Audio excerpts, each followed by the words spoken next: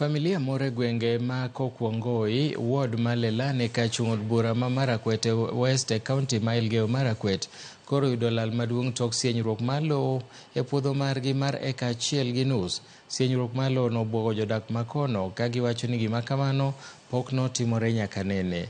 Kaluwore kod John Chelal ma en wuon puodhono, masirano nokelo ne lal mar omenda mathoth nikech ne Rick osepidho e puodhono. Jadolo mar kanisa mar AIC Elgeyo Marakwet Dr. David Kipsoi oseyo chenro ma jopiny timo maketho alwora kaachiel kod pi oula ma bende wacho ni omokelo sienyruok ma kamano. Kata kamano, apisa mochung'ne pur e ward Malelan Paul Kanda onyiso familia no mondo opidh yiende e alwora kama lowo no osienyore mondo mi gigeng' masira maket gi mano e kinde mabiro. Mama, nini nasema kum kwa nyumba? Nikasema ni baridi. Hata mvua inanyesha kwa nje. Akasema mama choge basa. Nikamwambia kibendi nesa.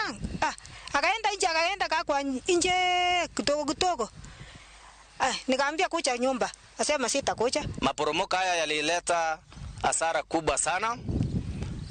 Shamba ya ekari 1.5 liliweza kuathirika na shamba lenyewe limepandwa mimea mbalimbali. Kuna viazi, kuna mahindi, kuna hata nyasi ya ng'ombe na hata maharagwe. Chakula ambacho kilikuwa kinakuwa na kunawiri. Lakini haya yote yakaweza